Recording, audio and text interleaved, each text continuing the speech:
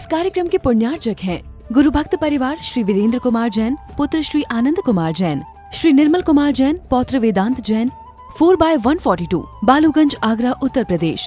Firm Vardhman steel Agra, JVN metals Agra एवं Vedant fabrication Agra, Dholpur. ज्ञानी इस समय पर क्या विचार करता है? रे चेतन, तूने किसी को सताया था, पहले तूने भी उसको कुछ न कुछ ऐसे शब्द कहे थे। वो पूरा अपना कर्ज चुका रही है, ऋण चुका रही है। इसमें इस महिला का कोई भी दोष नहीं है। ज्ञानी व्यक्ति अपने परिणामों को बदलता है, बदला लेने की कभी भावना नहीं करता। ये निश्चित है, ये ज्ञानी की परिणति है। क्योंकि अगर आप भी अपने गिरेबान में झांकेंगे तो पाएंगे कि तुमने अपनी आत्मा को कितना सताया है। बताओ, क्या दुनिया में कोई माई का लाल था ऐसा जिसके पास में वो ताकत थी जो तुमको नरक में डाल दे? हे दुनिया में किसी की ताकत जो तुम्हें नरक के अंदर ढकेल दे? बोलो, है किसी के अंदर ताकत? किसी दुश्मन में इतनी ताकत नहीं है कि तुम्हें नरकों में पटक दे, नहीं पटक सकता। क्या तुम्हारे किसी मित्र में वो ताकत है कि तुम्हें सिद्धालय में सिद्ध बना दे? है किसी के अंदर वो ताकत? नहीं। वो ताकत है तो तुम्हारे भावों में ही ताकत है। चाहो तो नर से नार की बन जाओ और ना चाहो तो नर से नारायण बन जाओ। आपके हाथों में है। तुम्हारे भाव ही नीचे की यात्रा कराते हैं, तुम्हारे भाव ही ऊपर की यात्रा कराते हैं। सब कुछ तुम्हारे हाथों में है। जैसे साधु, एक सज्जन, एक विद्वान अपने कई शिष्यों के साथ में नाव में यात्रा कर रहे थे और दूसरी तरफ बहुत सारे युवा मन चले कॉलेज के लड़के बैठे हुए थे, कुसंस्कारी बच्चे थे। अगर यहाँ जैसे संस्कारी बहुत सारे बच्चे आए हैं, परवराज पर्यूषण चल रहा है, कल से ही लग गए यहाँ की तैयारियों में, पूजन करने के लिए आए, शुद्धि का भोजन करेंगे, संस्कार है। लेकिन वो नाव में बैठे बच्चों में तो कोई संस्कार था ही नहीं। वह उस गुरु जी के लिए अनाप शनाप अनर्गल बकवास करने लगे, गालियां देने लगे। लेकिन गुरुजी एकदम शांत थे, विद्वान एकदम शांत थे। पर उनके शिष्यों से तो रहा ही नहीं गया। जैसे कि कहानी में अरहत दास के शिष्य तेजी से आग बबूला हो गए, उन शिष्यों से भी रहा नहीं गया और वह भी उठे मारने के लिए। लेकिन गुरुजी ने एक इशारा किया, सब चुप बैठ गए। गुरु के इशारे पे चलते हैं शिष्य। भले बाप के इशारे से बेटा न चल पाए, खून का रिश्ता है, फिर भी नहीं चलता है। बाप कहता रहता है, बेटे सुनते रहते हैं। सिर्फ कहने के दिन रह गए हैं, सिर्फ देखने के दिन रह गए हैं, अब तो कहने का भी समय नहीं रहा। बाप डरता है, अगर मैंने कुछ कह दिया बच्चों को और कहीं कुछ उसे लग गया तो घर न छोड़ दे, सुसाइड न कर ले, इतना डर लगता है। मतलब तुम्हारा बेटा इतना कायर है, इतना डरपोक है, जरा सी बात, पिता की बात पे इतना नाराज कि सुसाइड कर ले। संस्कार नहीं है। जैसे उन युवाओं में बिल्कुल संस्कार नहीं था और वह कुछ भी बोलने लगे। लेकिन जो गुरु थे, विद्वान थे, वो ध्यानस्थ थे, बिल्कुल लीन थे अपने आप में। जैसे कोई गाली दे और तुम बिल्कुल ना सुनो, उसकी गाली को ग्रहण ही ना करो, तो उसकी गाली बेकार चली जाती है, व्यर्थ चली जाती है, कोई प्रभाव ही नहीं पड़ता। ठीक वैसे ही वो बिल्कुल शांत थे, जैसे कोई प्रभाव ही नहीं पड़ा। बात आई और चली गई। एकदम शांत बना होकर के बैठे हुए थे कि इतने में एक देवता प्रसन्न होता है उनके समता से और कहता है, देवता, हे विद्वान, हे महानुभाव, मैं आपकी भक्ति से, आपकी श्रद्धा से बहुत ही प्रसन्न हूँ। मांगिए, क्या चाहिए आपको? शिष्य ने कहा, गुरुजी हमारी बात सुनो, तो ऐसा करो कि नाव पलटा दो। नाव पलटा दो गुरुजी, हमें तो तैरना आता है, आपने हमें सिखाया है, लेकिन इन युवकों को कुछ नहीं आता, वो डूब जाएंगे, मर जाएंगे, मर जाने दो। लेकिन गुरुजी कहते हैं, नहीं, अगर नाव तुमने पलटा भी दी तो इससे क्या होने वाला है? इनके जीवन में कोई उन्नति नहीं हो पाएगी, ये अपने जीवन में सुधर नहीं पाएंगे। देवता से कहते हैं, नाव मत पलटो, इनकी बुद्धि पलट दो। नाव मत पलटो, इनकी बुद्धि पलट दो, इनके जीवन में सुसंस्कार आए, ये प्रत्येक जीवों के प्रति अच्छा व्यवहार कर सके, ऐसा कुछ कर दो। वास्तव में जीवन उन्हीं का महान होता है जिनके जीवन में क्षमा, समता का भाव होता है, जिसके जीवन में ये नहीं, उसका जीवन बेकार है। आप भी चाहते हैं जो क्षमाशील होता है उसको अपना मित्र बनाना चाहते हैं। कहते हैं क्षमा लोहे को शीशा बना देती है, क्षमा लोहे को शीशा बना देती है, क्षमा शैतान को भगवान बना देती है। क्रोधाग्नि के अंदर व्यर्थ मत जलो, क्योंकि कषाय इंसान को शैतान बना देती है, कषाय इंसान को शैतान बना देती है। ये क्रोध कषाय बहुत खतरनाक है और हमने ये क्रोध दूसरों के ऊपर तो कम किया, लेकिन खुद के ऊपर तो अनंत काल से कर रहे हैं। अपनी चेतना के स्वभाव को, अपने आत्म स्वभाव को नहीं जानना, यही सबसे बड़ा हमारे आत्मा के प्रति क्रोध है, दुश्मनी है कि हमने अपने स्वभाव को जाना ही नहीं, स्वभाव में हम रहे ही नहीं। इससे बड़ी दुश्मनी और क्या हो सकती है। आचार्य देव कहते हैं कि जो शत्रु के प्रति भी हृदय में, जिसके अंदर क्षमा का बीज बोया हुआ है, सच में उसी के अंदर, उसी के अंतस में सच्ची क्षमा का भाव उतरा है। इसीलिए क्षमा उससे करो जिससे तुम्हारा कुछ हो गया है। आप लोग किससे क्षमा मांगते हो? जिससे कुछ हुआ ही नहीं है ना, उससे क्षमा मांगने जाते हो, भैया क्षमा, उत्तम क्षमा, उत्तम क्षमा। और जिससे सच में तुम्हारा कुछ हुआ है उससे तो देखना ही पसंद नहीं करते हो, कहते हो फूटी आंख भी सुहाते ही नहीं है। तो हमारे ऋषि मनीषियों ने कहा है, क्षमा शोभती उस भुजंग को जिसके पास गरल है, उसको क्या जो दंतहीन विषहीन विनीत सरल है। क्षमा उस भुजंग को शोभती है जिसके पास में गरल है, विष है, उसके लिए क्षमा शोभती है। तुमने किसी से उसके प्रति गलती की नहीं है, उससे क्षमा क्षमा करने चले जाते हो, वास्तव में वो क्षमा है नहीं है, नाम की क्षमा है। क्षमा वाणी पर्व भी आने वाला है 10 दिन के बाद में, हम पूरे भावों के साथ में मनाएंगे।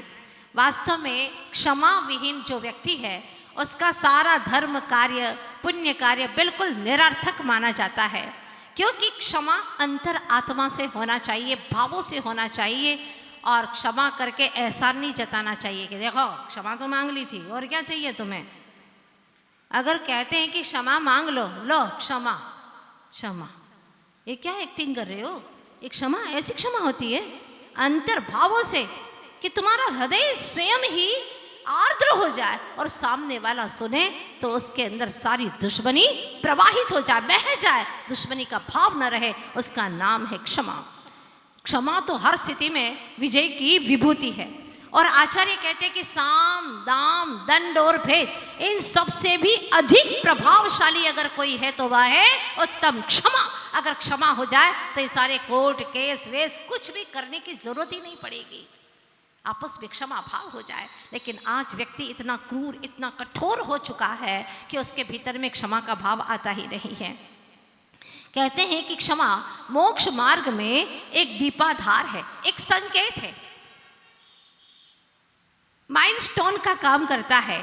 और यह मोक्ष का प्रमुख कमांडर भी अपन कह सकते हैं। ये आत्म स्वातंत्र की ऐसी रणभेरी बजाता है कि इससे चाहे कितना ही बड़ा संघर्ष क्यों न हो, हम आसानी से जीत सकते हैं। क्षमावान व्यक्ति ऐसा जीता है जैसे कोई नंदन वन में जी रहा हो, इतना आनंदित होकर के जीता है। सच बताओ, जब किसी से लड़ाई झगड़ा हो जाता है तो आपको रात में नींद आती है क्या? भोजन में मन लगता है क्या? लेकिन क्षमा होने के बाद में तसल्ली मिलती है। ये नंदन वन जैसा जीवन जीता है। तो क्षमा को विचारों तक ही सीमित नहीं रखना है, उसको आचरण में भी लाना है। पानी पीने के लिए है, मात्र घड़े में भरने के लिए नहीं है, ध्यान रखना। क्योंकि इसकी जो पानी की शीतलता है वो हमारे कंठ को चाहिए, जलाशय को नहीं चाहिए। इसीलिए आचार्य भगवान कहते हैं कि तुम्हारे भीतर में क्रोध, ऐसा नहीं जरा जरा सी बात पर क्रोध आ जाता है। हाँ, किसी ने खांसी खाई तो क्रोध आ गया, पलट करके गुस्से से देखने लग गए। हाँ, अगर किसी ने कटोरी गिरा दी तो गुस्से में आ गए, गुस्से से देखने लग गए। जरा जरा सी बातों में गुस्सा आ जाता है। तुम्हारा गुस्सा कितना सस्ता है। हाँ, अच्छा नहीं है ये, इतना गुस्सा अच्छी बात नहीं है। और लोग क्या कहते हैं, माता जी हम गुस्सा करना बिल्कुल नहीं चाहते, लेकिन दिलाते हैं गुस्सा। उन्होंने दिलाया है, उन्होंने दिया है। कोई गुस्सा ऐसा दे सकता है कि ले भाई ये गुस्सा ले ले? कोई दे सकता है क्या? हमारे श्रमण संस्कृति के अमर गायक आचार्य कुंज कुंज स्वामी के चरणों में एक व्यक्ति ने आकर के कहा, भगवान मैं नहीं चाहता कि मुझे क्रोध आए, लेकिन क्या करूं क्या? लोग आते हैं और ऐसे काम करते हैं कि मुझे गुस्सा दिला करके जाते हैं। तब आचार्य भगवान ने कहा, सुनो, कुएं में पानी भरा है तो बाल्टी डालने पर क्या आएगा? वो व्यक्ति बोला, बोल क्या आएगा? पानी आएगा और क्या आएगा? फिर आचार्य महाराज ने प्रश्न किया, यदि पानी ही कुएं में नहीं है और बाल्टी डाले तो क्या निकलेगा? बोले कुछ नहीं निकलेगा। जब पानी नहीं है तो क्या निकलेगा? बस तुम्हारे प्रश्न का इतना सा ही जवाब है। बात समझ में आ गई होगी कि अगर भीतर में क्रोध नहीं है तो दुनिया की कोई ताकत नहीं कि जो तुम्हें गुस्सा दिला दे। तुम्हारे भीतर में क्रोध है, बस बारूद भरा पड़ा है, जरा सा निमित्त तो मिल जाए फिर तो आग लगा देंगे। विज्ञान भी कहता है भाई, डॉक्टर भी जब लिख करके दवाइयाँ देता है और कहता है देखो जब तक तुम दवाई खाओगे गुस्सा नहीं करना, हाँ, मन को शांत रखना, क्योंकि गुस्सा किया तो सारी दवाई बेकार हो जाएगी।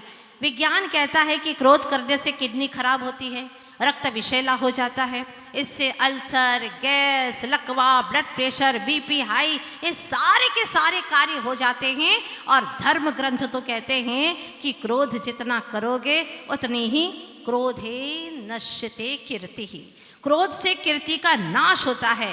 क्रोधो हंति स्थिराम श्रियाम, जो क्रोध है उससे कीर्ति नष्ट हो जाती है, इससे लक्ष्मी भी विनाश को प्राप्त हो जाती है। इसलिए लक्ष्मी का डेरा चाहते हो, उसके लिए तो आप क्रोध करना बंद कर लोगे, मुझे विश्वास है। लक्ष्मी तो चाहिए, जैसे तैसे कैसे भी आए, आए पैसे आए, हम गुस्सा नहीं करेंगे, पर लक्ष्मी आना चाहिए। अरे मुक्ति लक्ष्मी मिलेगी, ये जड़ लक्ष्मी नहीं, मुक्ति लक्ष्मी मिलेगी, शाश्वत वह सिद्धि लक्ष्मी वरण करेगी तुम्हें।